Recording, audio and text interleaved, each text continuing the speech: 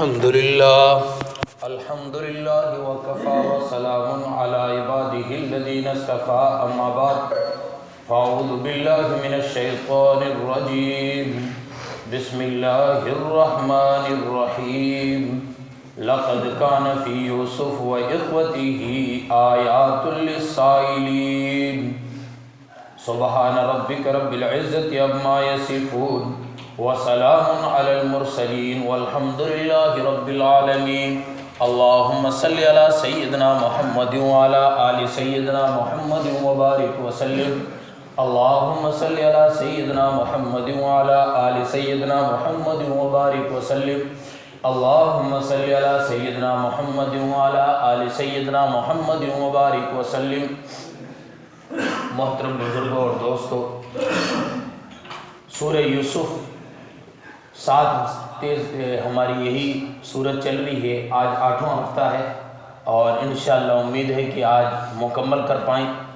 میں نے پچھلے جمعے یہاں پہ اس قصے کو، اس بیان کو یہاں پہ چھوڑا تھا کہ جب یوسف علیہ السلام کے بھائی واپس گئے اور ان میں سے یہود جو بڑا تھا وہ رک گیا، باقی گئے اور انہوں نے کہا کہ بنیامین کو پکڑ لیا گیا ہے، اور وہاں پہ ان کو سرکار نے، وہاں کے جو بادشاہ تھے انہوں نے روک دیا ہے۔ تو حضرت یعقوب علیہ السلام نے اس پر بھی یہی کہا کہ تم نے اپنی طرف سے کوئی بات بنا لی ہوگی، بس یہ کہ فصبر جمیل، میں صبر کروں گا، عسى اللہ ان یأتینی بہم جمیعا، کہ امید ہے کہ اللہ رب العزت دونوں کو میرے پاس پہنچائے، یعنی یوسف علیہ السلام کو اور بنیامین کو بھی پہنچائے۔ انہ هو العلیم الحکیم، وہ جاننے والا ہے اور حکمت والا ہے۔ وَتَوَلَّ عَنْهُمْ وَقَالَ يَا أَسَفَ عَلَى يُوسُفَ وَابْيَضَّتْ عَيْنَاهُ مِنَ الْحُزْنِ فَهُوَ كَظِيمٌ، اور ان سے منہ موڑا اور کہنے لگے، ہائے یوسف کہ تمہاری جدائی نے میری آنکھوں کو سفید کر دیا ہے۔ عَيْنَاهُ مِنَ الْحُزْنِ فَهُوَ كَظِيمٌ، بس قزیم کا مطلب علماء یہ بیان کرتے ہیں کہ اب اس غم کو میں کسی اور کے سامنے بیان نہ کروں گا، میرا اللہ ہی میرے غم کو جانتا ہے۔ قالوا تاللہ تفتأ تذکر یوسف حتی تکون حردا او تکون من الحالکین، بیٹے کہنے لگے کہ آپ اس کو برس گزر گئے، آج تک اسی ذکر کر رہے ہو، یوسف کو یاد کر رہے ہو، اور یوسف کو یاد کرتے کرتے آپ کی ہلاکت یعنی موت آ جائے گی اور اسی کو ہی آپ یاد کرتے رہیں گے۔ تو فرمایا قال انما اشکو بسی وحزنی الی اللہ واعلم من اللہ ما لا تعلمون، کہ میں اپنا غم، اپنا رنج اللہ کی سپرد کرتا ہوں۔ قال انما اشکو بسی وحزنی الی اللہ واعلم من اللہ ما لا تعلمون، اللہ نے مجھے وہ باتیں بتائی ہیں جو آپ نہیں جانتے۔ مفسرین اس کے تحت یہ لکھتے ہیں کہ اوپر جو انہوں نے یعقوب علیہ السلام نے یہ بات کہی کہ یوسف علیہ السلام اور بنیامین دونوں کو اللہ ہو سکتا میرے پاس لائے، تو اللہ رب العزت نے بذریعہ وحی حضرت یعقوب علیہ السلام کو یہ بات بتائی، یا بنی اذهبوا فتحسسوا من یوسف واخیہ ولا تیأسوا من روح اللہ انہ لا ییأس من روح اللہ الا القوم الکافرون، میرے بیٹو جاؤ اور جا کے یوسف کو اور یوسف کے بھائی کو تلاش کرو اور اللہ کی رحمت سے نا امید نہ ہو۔ انہ لا ییأس من روح اللہ، ایمان والے کبھی بھی اللہ رب العزت کی رحمت سے نا امید نہیں ہوا کرتے ہیں، مگر یہ کہ کافر اللہ کی رحمت سے نا امید ہو جایا کرتے ہیں، ایمان والے مومن اللہ کی رحمت سے نا امید نہیں ہوتے۔ فلما دخلوا علیہ قالوا یا ایھا العزیز مسنا واہلنا الضر وجئنا ببضاعۃ مزجاۃ فأوف لنا الکیل وتصدق علینا ان اللہ یجزی المتصدقین۔ پس یوسف علیہ السلام کے بھائی مصر میں داخل ہوئے اور بادشاہ سے کہنے لگے کہ ہم چند پونجیاں لے کے آئے ہیں، کھوٹے سکے لے کے آئے ہیں، ان کے بدلے میں آپ ہمیں اناج دے دیجئے اور ہم پر آپ رحم کر دیجئے، ہم پر گویا کہ آپ صدقہ خیرات کر دیجئے۔ ان اللہ یجزی المتصدقین، اللہ رب العزت صدقہ کرنے والوں کے عذاب، صدقہ کرنے والے کے اجر کو دنیا میں اور آخرت میں دونوں جگہ عطا فرماتے ہیں۔ یہاں پہ ایک اشکال پیدا ہو سکتا ہے کہ انبیاء علیہ السلام کی اولاد پر صدقے کا مال نہیں لگتا ہے، لیکن انہوں نے کیوں کہا؟ تو قاضی ثناء اللہ پانی پتی رحمۃ اللہ علیہ اس کا جواب دیتے ہوئے لکھتے ہیں کہ انہوں نے صدقہ نہیں مانا، بامانہ صدقہ یہاں پہ یہ مراد ہے کہ ہم پر رحم کر دیجئے، کچھ ہم پر رحم کا معاملہ کر دیجئے، جو ہماری پونجی ہے یہ لے لیجئے، اس کے بدلے میں دے دیجئے۔ وہ صدقہ خیرات جو عام طور پر بولا جاتا ہے وہ یہاں پہ مراد نہیں ہے۔ اور میں نے پچھلے ہفتے عرض کیا تھا کہ یعقوب علیہ السلام نے جو خط لکھا تھا وہ یوسف نے خط پڑھا، اور بعد میں لکھا ہے کہ یوسف نے جب اپنے بھائیوں کی یہ حالت دیکھی کہ ان کے پاس کچھ بھی نہیں ہے تو یوسف علیہ السلام کو رحم آ گیا۔ یوسف نے سیدھا ہی سوال پوچھا، قال هل علمتم ما فعلتم بيوسف واخيه اذ انتم جاهلون، تم نے نادانی میں یوسف علیہ السلام اور اس کے بھائی کے ساتھ کیا برتاؤ کیا تھا، کیا معاملہ کیا تھا؟ تو کہنے لگے قالوا اِنَّكَ لَأَنْتَ یوسف، کیا آپ یوسف ہیں؟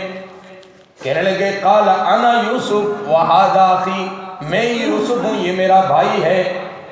قد من اللہ علینا انه من یتقی ویصبر فإن اللہ لا یضیع اجر المحسنین، کہ یہ اللہ رب العزت کا ہم پر انعام ہے، احسان ہے، اور تقوی اختیار کرنے والوں پر، صبر کرنے والوں پر اللہ رب العزت یوں ہی انعام و اکرام کیا کرتے ہیں، اور نیکیاں کرنے والوں کے اجر کو اللہ کبھی ضائع نہیں کرتے۔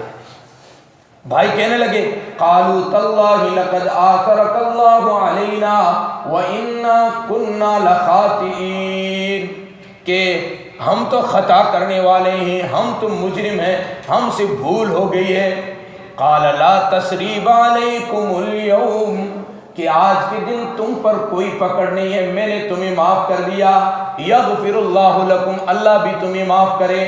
وہو ارحم الراحمین، وہ بڑا مہربان نہایت رحم کرنے والا ہے۔ اور پھر سارا قصہ معلوم کیا باپ کا، اور بتایا کہ باپ روتے روتے آنکھیں سفید ہو چکی ہے، تو پھر اپنا کرتا دیا، اذهبوا بقمیصی ھذا فالقوہ علی وجہ ابی یاتی بصیرا واتونی بأہلکم اجمعین، کہ یہ میرا کرتا لے جاؤ اور باپ کے چہرے پر ڈالنا، اور اس کی بینائی لوٹ کر آ جائے گی، اور اس کے بعد آپ گھر والوں کو، سب کو، اہل خاندان کو، سب کو لے کے یہاں آ جاؤ۔ اور علماء نے لکھا اس کے تحت یہ کرتا وہی ہے جو حضرت ابراہیم علیہ السلام کو جب آگ میں ڈالا گیا تھا، جبرائیل جنت سے لائے تھے۔ ابراہیم علیہ السلام سے اسحاق تک پہنچا، اسحاق علیہ السلام سے حضرت یعقوب تک پہنچا۔ حضرت یعقوب نے اس کو پائپ کی نلکی میں، بعض کہتے ہیں، اور بعض کہتے ہیں تعویذ کی شکل میں بنا کے بیٹے کے گلے میں ڈال دیا تھا۔ اور جب بھائیوں نے حضرت یوسف کو کنویں میں ڈالا، اس وقت ان کا جو کرتا تھا وہ نکال دیا گیا تھا، اللہ نے جبرائیل کو بھیجا، وہی کرتا نکال کے حضرت یوسف علیہ السلام کو پہنایا۔ اور مجد الف ثانی رحمۃ اللہ علیہ کا قول قاضی ثناء اللہ پانی پتی رحمۃ اللہ علیہ تفسیر مظہری میں یوں نقل کرتے ہیں، کہتے ہیں کہ انبیاء علیہ السلام کے جسم اطہر جو ہے وہ جنت سے بنا کرتے ہیں، تو یوسف علیہ السلام کے جسم کے ساتھ جو بھی کرتا لگا، اس کرتے کی یہ خاصیت ہو سکتی تھی کہ اگر اندھے پر ڈال دیا جائے تو اس کو بینا مل جائے، آنکھیں مل جائے۔ بہرحال یہ کرتا لے کر یہود چلا کہ جب ہم نے یوسف کو کنویں میں ڈالا تھا، اس وقت خون والا کرتا میں لے کے گیا تھا، باپ کو میں نے غم پہنچایا تھا، آج یہ کرتا لے کر میں ہی جاؤں گا، باپ کو خوشی پہنچے۔ وَلَمَّا فَصَلَتِ الْعِيرُ قَالَ أَبُوهُمْ إِنِّي لَأَجِدُ رِيحَ يُوسُفَ لَوْلَا أَن تُفَنِّدُونِ،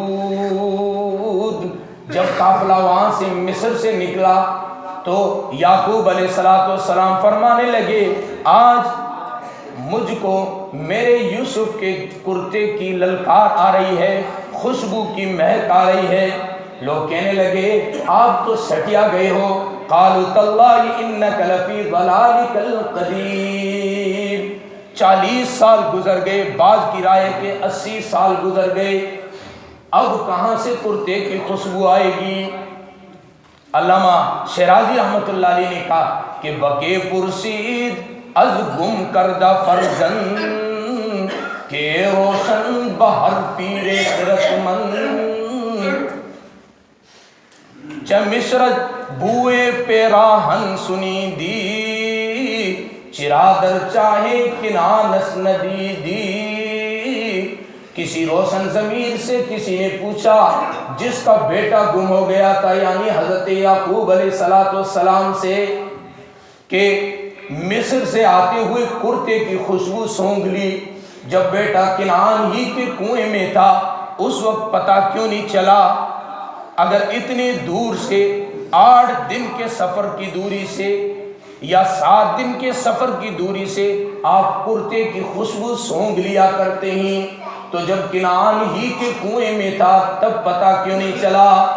بگفتہ حال من بر کے جہانست، دم پیدا و دیگر نہانست، گہے برتارم آلہ نشینم، گہے بر پشت پائے خود نبینم، کہ ہمارا حال تو آسمان میں کونپتی ہوئی بجلی کی مانند ہے، جب بجلی کونپتی ہے تو تنکے بھی نظر آ جایا کرتے ہیں، بجلی نہ چمکے تو کچھ بھی نظر نہیں آتا۔ بالکل اسی طرح جب وحی کی بجلی ہمارے دلوں پر کونپتی ہے، وحی کی بجلی جب ہمارے دلوں پر پڑتی ہے تو ہم فرش پر بیٹھ کر عرش کی خبریں دے دیا کرتے ہیں، اور جب وحی کی بجلی نہ کونپے تو پاؤں کے نیچے کی چیز کا بھی علم نہیں ہوتا۔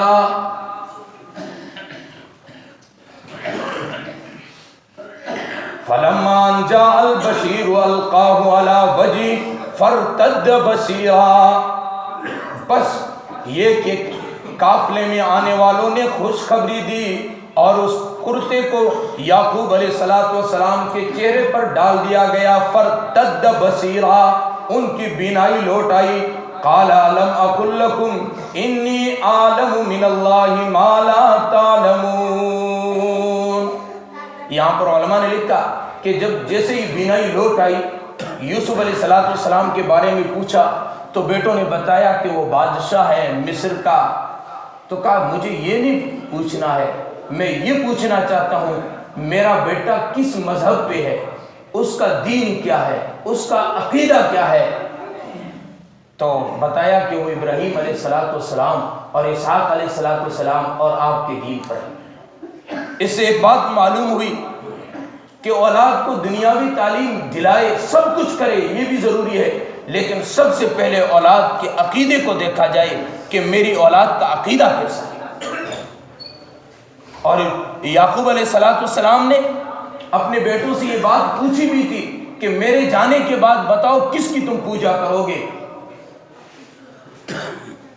تو یہاں سب سے پہلی جو بات پوچھی بیٹے کے حالات میں کہ وہ کس عقیدے پر ہے۔ پھر اس کے بعد جب ساری بات کھل گئی تو بیٹے کہنے لگے قالوا یا ابانا استغفر لنا ذنوبنا انا كنا خاطئین، ابو ہم غلطی پر تھے، ہمارے لیے آپ استغفار کریں۔ تو یعقوب علیہ السلام نے فوراً یہ نہیں کہا کہ میں استغفار کرتا ہوں، فرمایا قال سوف استغفر لكم ربی، میں اللہ سے تمہارے لیے استغفار کروں گا، یہ نہیں فرمایا کرتا ہوں۔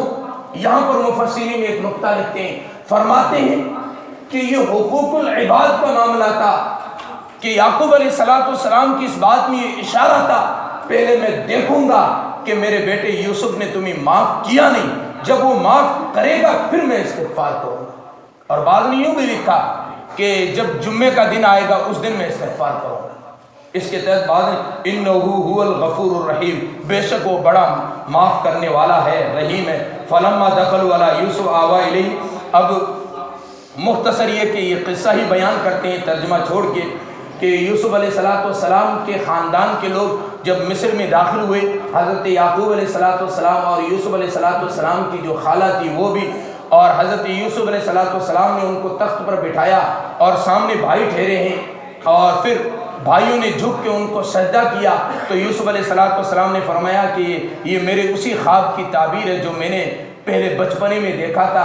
اور اس سجدے کے متعلق علماء لکھتے ہیں کہ سجدہ جس طرح ہم سجدہ کرتے ہیں اس طرح نہیں تھا، بلکہ وہ تعظیماً جھکے تھے، اور اس زمانے میں تعظیماً جھکنے کو ہی سجدہ کہتے تھے۔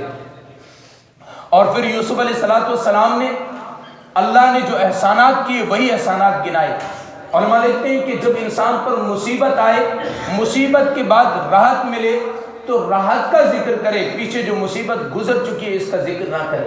یہ انبیاء علیہ السلام کا طرز ہے کہ جو مصیبتیں گزر چکی اس کا تذکرہ ہی نہ کرے۔ اور اسی طرح یوسف علیہ السلام نے آگے جا کر جیل خانے کا تذکرہ ضرور کیا کہ اللہ نے مجھے جیل خانے سے نکالا، یہ اللہ کا انعام ہے۔ وہاں پر کنویں کا ذکر نہیں کیا کہ اللہ نے مجھے کنویں سے نکالا، وجہ کہ کنویں کا تعلق بھائیوں سے تھا۔ جب بھائیوں کو معاف کر چکے ہیں کہ آج کے دن تمہارے اوپر کچھ بھی نہیں ہے، تو اب پرانی باتوں کو دوبارہ لا کر بھائیوں کا دل نہیں دکھانا۔ بالکل اسی طرح جب جھگڑا ہو جائے بھائیوں میں، پھر صلح ہو، پیچھے کی جو پرانی باتیں ہیں ان کو اٹھا کے نہ لائی جائے، اب جو نئے سرے سے شروع کیا اسی کو شروع کیا جائے۔ اور پھر کہا کہ اللہ رب العزت نے مجھے ملک دیا، وہ اللہ بادشاہ ہے جو زمین و آسمان کو پیدا کرنے والا ہے، اور اللہ سے دعا کی کہ اللہ میرے لیے تو ہی دنیا میں والی ہے اور آخرت میں تو ہی والی ہے، توفنی مسلموں والحقنی بالصالحین، اور مجھے موت دے ایمان کی حالت میں مسلمانوں والی اور نیک لوگوں کے ساتھ مجھے اٹھا۔ اور پھر اللہ رب العزت آگے بیان فرماتے ہیں محبوب ہم نے یہ غیب کی خبریں آپ کی طرف بھیجی ہے۔ اور جب یوسف علیہ السلام کے بھائی یوسف کے ساتھ جو معاملہ کر رہے تھے اس وقت آپ موجود نہیں تھے۔ انبیاء علیہ السلام کو اللہ رب العزت نے غیب کی خبریں بتائی ہے، نبأ غیب، انباء غیب، قصص غیب اور خبر غیب، یہ بتائیے۔ لیکن انبیاء علیہ السلام عالم الغیب نہیں ہے، عالم الغیب اللہ کی ذات ہے۔ انبیاء علیہ السلام کو جب بتا دی گئی، اب بتا دیا گیا ہے تو وہ علم غیب نہیں رہا، وہ بتا دیا گیا ہے، اب نبأ غیب ہے، انباء غیب ہے یا قصص غیب ہے، یہ اسی طرح۔ اور دوسری بات یہاں پہ کہ محبوب اس وقت آپ نہیں تھے۔ جن لوگوں کا عقیدہ ہے کہ نبی ہر جگہ ہے، یہاں پہ قرآن اس کی بھی نفی کرتا ہے کہ نبی آپ وہاں پہ موجود نہیں تھے، اور یہ خبریں ہم نے آپ کو بتائی ہے۔ جب بتا دی جائے تو پھر وہ جس کو بتا دی گئی ہے وہ عالم الغیب نہیں ہوا کرتا ہے، عالم الغیب اللہ کی صفت ہے۔ اور پھر جو یہودیوں نے جو سوال کیا تھا اس کی طرف اللہ رب العزت نے اشارہ کیا ہے کہ اگر یہ ایمان نہ لائیں تو آپ کے کوئی فرق نہیں پڑنے والا ہے۔ اور دوسری بات یہ ہے کہ یہ جو قصہ ہے یہ نبی اپنی طرف سے بیان نہیں کر رہے ہیں بلکہ اللہ رب العزت کی طرف سے بیان کر رہے ہیں۔ اور نبی کا کام کیا ہے؟ قل ھذہ سبیلی ادعو الی اللہ، لوگوں کو اللہ کی طرف، اللہ کے راستے کی طرف بلانا، اور بصیرت کے ساتھ اور دل جمی کے ساتھ۔ تو دائی کی ایک صفات یہ ہونی چاہیے کہ جب بھی وہ دعوت دے بصیرت کے ساتھ دعوت دے۔ اور آگے فرمایا وَمَنِ اتَّبَعَنِی، اور نبی کی جو اتباع کرنے والے ہیں ان کا کام بھی یہی ہے کہ بصیرت کے ساتھ، حکمت کے ساتھ لوگوں کو اللہ کے دین کی طرف، راستے کی طرف بلائیں۔ اور اللہ رب العزت پاک ہے، جو مشرکین اللہ رب العزت کے ساتھ جن کو شریک کرتے ہیں ان سے پاک ہے۔ اور اس سے پہلے بھی وَمَا أَرْسَلْنَا مِن قَبْلِكَ، ہم نے اس سے پہلے بھی انبیاء علیہ السلام کی طرف وحی کی۔ اور یہ قرآن جو ہے، قرآن باقی سابقہ کتابوں کی تصدیق کرتا ہے، اور باقی انبیاء علیہ السلام نے دعوت دی، اور ان پر جب حالات آئے تو پھر اللہ رب العزت نے ان کی مدد کے لیے، اللہ رب العزت نے اپنی نصرت کو بھیجا، کہیں پہ عذاب کی شکل میں بھیجا، اور کہیں پہ اللہ رب العزت نے ان کی نصرت کے لیے مختلف شکلیں اللہ رب العزت نے اپنائی۔ اور آخر میں قرآن کہتا ہے لَقَدْ كَانَ فِي قَصَصِهِمْ عِبْرَةٌ لِأُولِي الْأَلْبَابِ۔ اولي الالباب کون ہے؟ الذین یذکرون اللہ قیاما وقعودا وعلی، کہ عقل مند لوگوں کے لیے ان قصوں کے اندر یا اس قصے کے اندر یا قرآن کے اندر، بعض مفسر لکھتے ہیں جو بھی قصے تمام کے اندر اولو الالباب جو لوگ ہیں، عقل مند جو لوگ ہیں، ان کے لیے عبرتیں ہیں۔ اور یہ جو ہے ما کان حدیث یفترا، یہ بنایا ہوا نہیں ہے کسی کا، بلکہ یہ قرآن اللہ رب العزت کی طرف سے ہے اور باقی کتابوں کی تصدیق کرتا ہوا آتا ہے۔ اور یہ ہدایت ہے ان لوگوں کے لیے جو ایمان لاتے ہیں، اللہ رب العزت سے امید رکھتے ہیں، ان لوگوں کے لیے ہدایت ہے۔ تو یوسف علیہ السلام کا آج قصہ مکمل ہوا۔ اس میں لقد کان فی یوسف و اخوتہ آیات للسائلین، کہ عقل مند لوگوں کے لیے بہت ساری نشانیاں ہیں، یا یہ کہ دنیا میں جو پریشان حال لوگ ہیں ان کے لیے یوسف علیہ السلام اور ان کے بھائیوں کے قصے کے اندر بہت ساری عبرتیں ہیں۔ اللہ رب العزت ہمیں قرآن کو سمجھنے کی اور اس پر عمل کرنے کی توفیق عطا فرمائے۔ وآخر دعوانا الحمدللہ رب العالمین۔